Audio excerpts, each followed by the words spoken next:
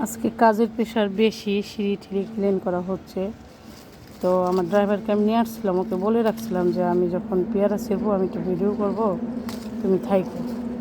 তো পেয়ারাগুলো পাকার পথেই তো এই যে পাখি থেকে আক্রান্ত করার আগে আমি নিয়ে যাচ্ছি ঘরে, 2 দিন রেখে দিলেই মাশাআল্লাহ পেকে যাবে।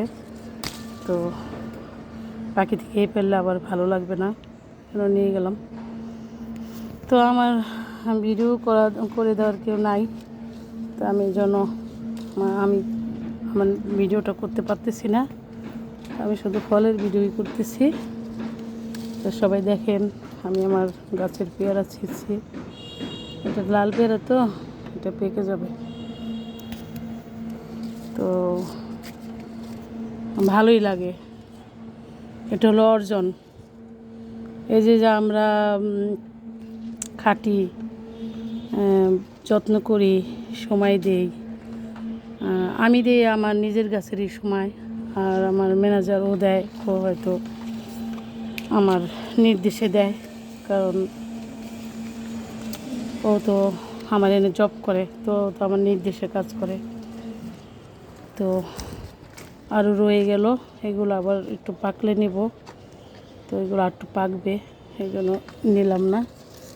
তো সবাই ভালো থাকবেন, সবাই দোয়া করবেন, সবাই সুন্দরভাবে ঈদ করেন।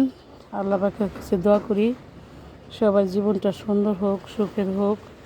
সবাই বাচ্চা কাচ্চা নিয়ে ঈদ করে যেন সবাই আবার গন্তব্যে ফিরতে পারেন। আল্লাহ যেন সবাইকে নিয়ে খায়ের দান করে, সে প্রত্যাশায়। আর আমিও যেন বাচ্চা কাচ্চা নিয়ে ভালো থাকি, সবাই দোয়া করবেন। আমরা সবাইকে একটু দূর থেকে দোয়াই করতে পারবো, যারা ফলোয়ার আছেন, ফ্রেন্ড আছেন, শুভাকাঙ্ক্ষী আছেন। এত দূর থেকে তো আমরা একটু দোয়া ছাড়া আর কিছু করতে পারবো না।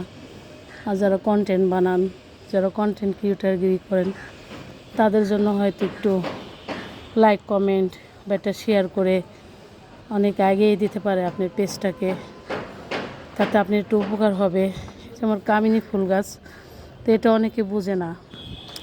তো অনেকে মানে খুব বয়ান দেয় হিংসা, অহংকার এসব নিয়ে, কিন্তু যারা এসব বয়ান দেয় না ভাই বোন, তারাই কিন্তু হিংসা পুষে রাখেন।